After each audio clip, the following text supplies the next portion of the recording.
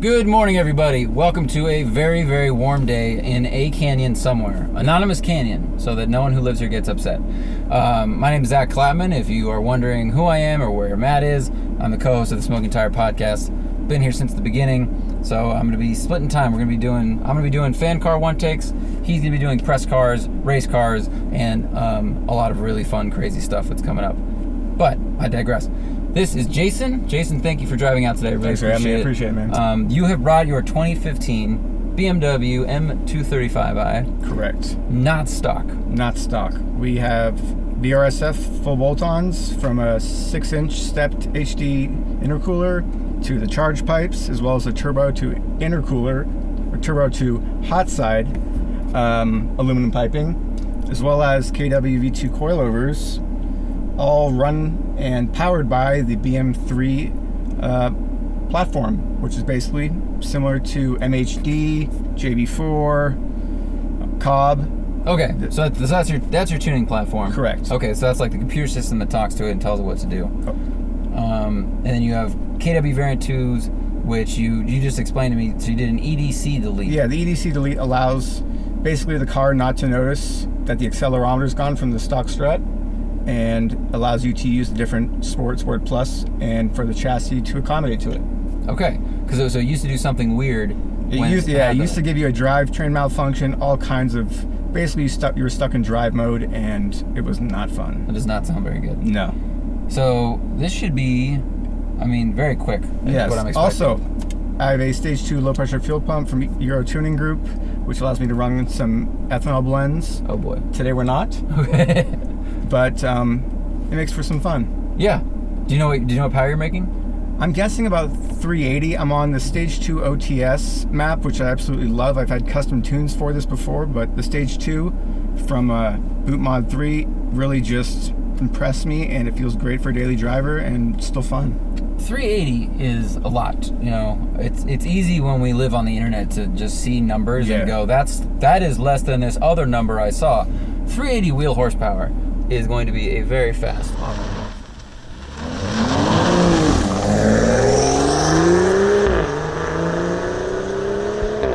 We'll experience this.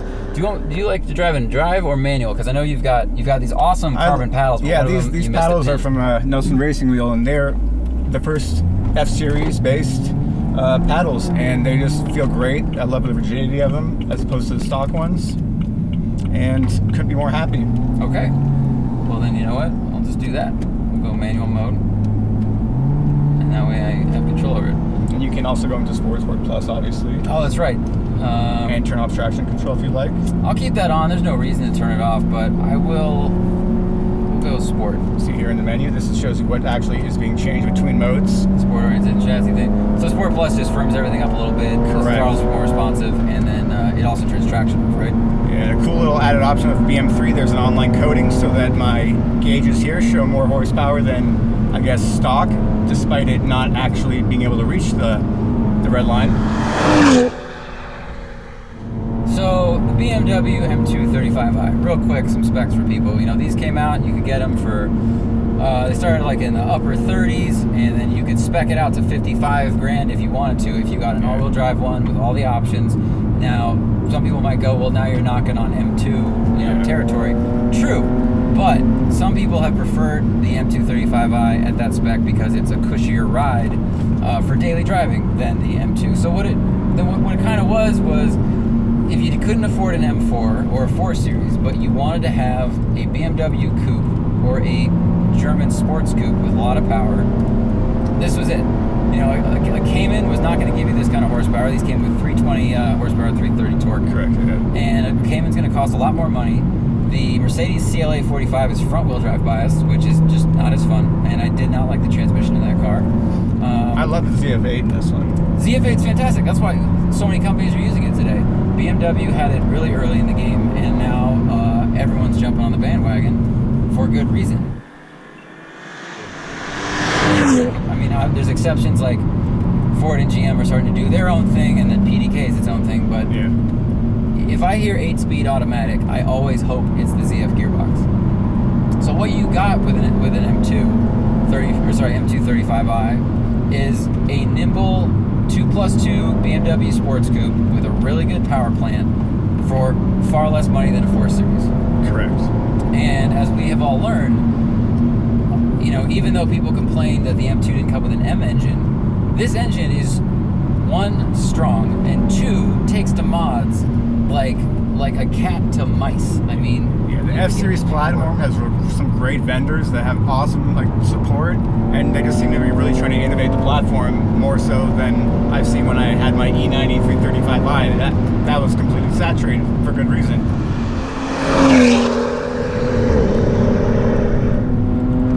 Yeah, this had N55, right? So Correct, N55 was twin.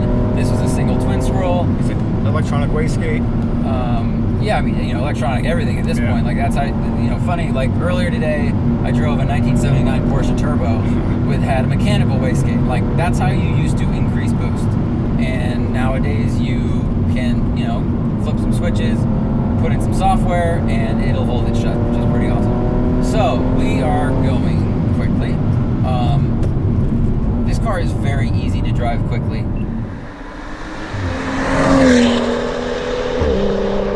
Almost a little bit too comfortable. Yeah, it does. I mean, your car feels really tight. The handling's really good. The turn-in's nice. The steering feel, I will say, is much improved over the last M235i I drove, which was also very fast and had a lot of grip, but I have way more communication coming through the steering wheel. So what have you done to make that happen?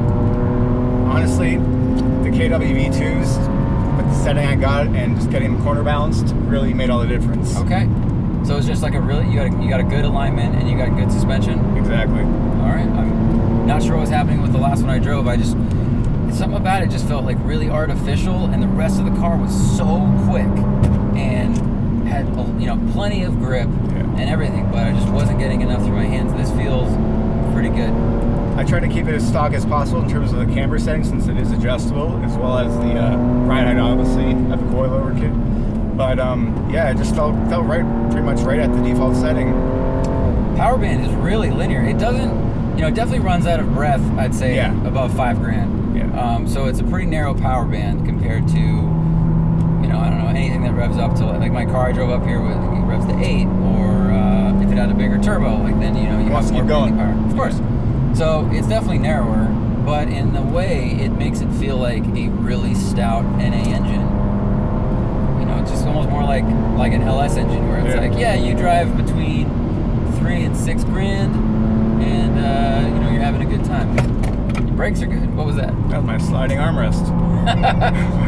That's funny. Have you done anything to the brakes? Nothing to the brakes yet, actually. I intended to get some Stop Tech rotors and some stainless steel brake lines, just for a little more responsiveness, but as of now, it feels right until I need them. Did you buy this car new or used? I bought it certified pre-owned with 15,000 miles. That is good, and you've now got 22. All right, so you've put some miles on it. How has it treated you? Well, it was a little bit of a pain, but I went through 2 gear racks, and supposedly there is a known issue with the gear racks in these, and it was no big deal when I brought it to BMW and said, my gear rack and pinion have no power. And they were like, here's your replacement. And they basically, a week later, I saved $6,200, and now I have the car back that I originally was hoping to have. Okay. Well, that's good. I mean, it feels really tight. It feels new. I mean, it's basically brand new. 20,000 miles is a really new car. And, you bought it when it was like... It was baby, too. The previous owner was definitely not a avid driver, and I think that's why they got rid of it at 15,000. It's because it's not drawing that crowd that's like, when someone's buying these brand new, it's not drawing the crowd that's like, I'm gonna buy an M2 or an M3 or an M4. Correct. Actually, I'm gonna turn in there. I'm gonna do this. It's definitely a different customer base that is targeted. Mm-hmm. It's like entry level. It's like, hey, look, you are an aspiring BMW customer. You aspire to have an M4 or a 4 Series, that big GT coupe, because these cars you could get almost everything a 4 Series got you without some of the gadgets. The leather wasn't quite as fancy. You couldn't get a heads-up display. Yeah. But otherwise, you got 4 seats. It's good. I think these are really nice looking compared to the 1 Series. I wasn't a huge fan of the kind of like pot-bellied pig thing. Like it just stuck with me. Yeah, I see what you're saying about that. But I think these have, it's a good traditional shape. It's long hood, short deck. Has a little bit of an aggressive look, but it's not too jagged in its lines. When you look at them head on, you can see like, all right, now I understand why they flared the fenders on the M2, because it does look a little narrow. But for a performance car, I mean, there's so much that these can do out of the box, and there's so much left on the table that, just a reflash opens these up a ton. And we have seen cars, I know Matt's driven cars that have 600 to 800 horsepower on stock bottom end, which is bananas. That's crazy. This is very eager to turn. Corner's really flat, but I'm not getting bounced around. These KWs are really nice. And I'm running Federal RSR tires on them, stock wheel. This is a very nice car to drive quickly in these turns. I'm just really blown away with how the steering feels. The KWs really, ever since I had them on my 335, I was kind of just sold by them. I didn't want to go with any other manufacturer. They just feel like really well engineered coilovers. KW is one of the best aftermarket suspension companies there are. I haven't heard bad things said about them from people I trust. Key point, yeah. So, it's possible that, to be fair to the last M235i I drove, maybe my memory faded a bit, and I also just got out of a 2012 CLS 63 AMG that had no steering feel. It had steering weight, but no feel. So, by comparison, this, I'm feeling those little vibrations coming through the front wheels as they move around. I don't know, it's just more talkative. Sitting way lower, you get nice and low in these seats. It definitely lets you know where you are in the turn, mid-turn. These seats are really good. The interior seems to be holding up well. There's not a rattle in here. I'm very picky about sound, and any rattle, I would seek it out and get rid of it. Right, you're a recording engineer, right? Correct, yeah. So I'm very, very OCD about sound and just overall tonality of the interior. The transmission shifts really, really quickly, which is very good. Again, the ZF. The ZF is basically, I don't know, in my opinion, I think it's the best automatic that's not PDK, because PDK is a different setup. Yeah. So, but this is like the best paddle shifting option. How does it feel versus the regular paddles that you thought before? I wouldn't be able to remember, to be frank. It's different. These feel nice under the fingers because they're, these are like stiff carbon paddles. Yeah, forged. But I just can't remember what those paddles felt like. Because I remember that my main complaint with that car was like, my main impressions were, holy shit, this is fast. And then the second one was, I just wish I could feel through the steering a little bit more. Because these make power very easily. It's got the and performance exhaust as well, which I actually love the sound of. I came from a Vanguard exhaust on the E90, and this just seems to have more balls. You can hear it a little bit. It's not that loud, and in the drive-bys it wasn't particularly loud. It can definitely do that little burble for those that are interested, but I prefer not to be annoyed when I drive. I think the brake pedal, it's not getting soft yet. It just has a little bit more travel than some of the other cars today, and from when the braking force hits. But it seems to bind pretty fine. You can just pads fluid and stainless lines, and I think braking systems are really strong today. But the fail points, or not really fail points, I guess the weak links are usually just the fluid isn't ready for track use. These aren't the stainless steel brake lines either.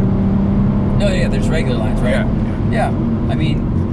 I think you can go, Engineering Explained did a really good video about stainless lines versus rubber lines, and everyone should go watch it, because basically stainless lines used to be a lot more important than they are today because of rubber technology and the way they build rubber lines. So, is there a difference? Probably. Race teams run stainless lines because they want to be absolutely sure and get every ounce, out of them. But I think what he did, measuring durometer and everything, it doesn't need to be the first mod you do anymore. Yeah.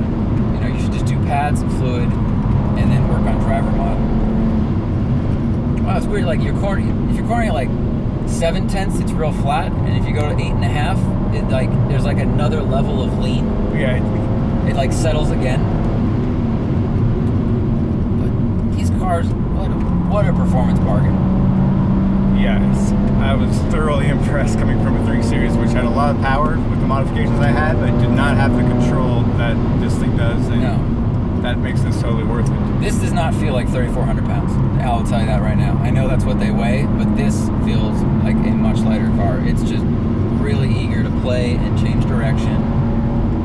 I mean, we are cooking. Yeah, We are going the speed limit, no screech at you.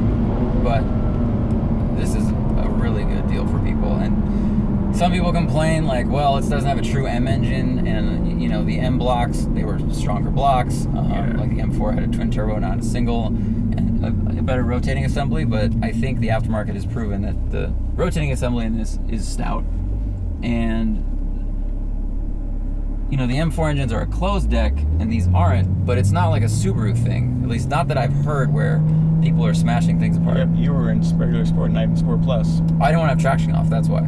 You're still traction. I do. We'll do like 2 more minutes. Okay, yeah, it's totally different now.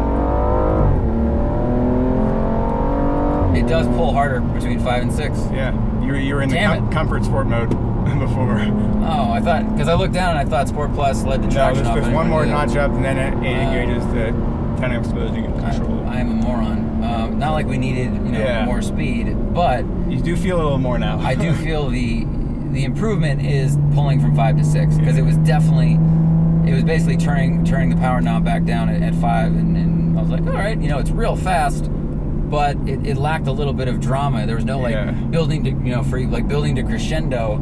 It kind of went no. It just sort of swayed into it and gently. Oh, and now the exhaust is doing the Yeah, popping. now you. And this person was gonna let us by, but we're gonna pull off too. We're gonna not pop a tire on all of these old sharp rocks. All right, well, we can end it here. We don't have to go back to base to necessarily unspeed the cameras. Very impressive. Thank you for Fun. I love the M2 a lot, but it's real expensive. it's up there. And the fact that you can get a lot of the experience, for a lot less money is really cool. Because at the end of it, I don't know, for me, it's what experience am I looking for, and how much money do I have, and how much to can I spend on it? experience can I actually get from it? Right. Yeah. You put a couple smart parts on. Maybe you don't. You can be really smart about where you spend your money, and get some cornering. The tactile feedback's great. Cornering speed's awesome. And the power is more than anybody needs. It's not an event, which some people seek, but not everything can be an event. And if every day is your birthday doesn't matter anymore. It's another day. The car's fast. It sticks really well. It feels great, man. Thank you for bringing it up. I appreciate it. Thanks, you got to run to the through the airport. paces, man. I appreciate it. This is good. This was good. I want a turbo on my car. Guys, thanks for watching. Thank you for all your support over the years. And if you haven't checked out the podcast, please do. It's funny. Got a lot of good guests from the industry, a lot of experts, drivers, all kinds of stuff. New one takes every week, and social medias for the Smoking Tire. I am Zach Clapman on Twitter and fake Zach Clapman on Instagram, because someone stole the real one, and I know who you are. Have a good day.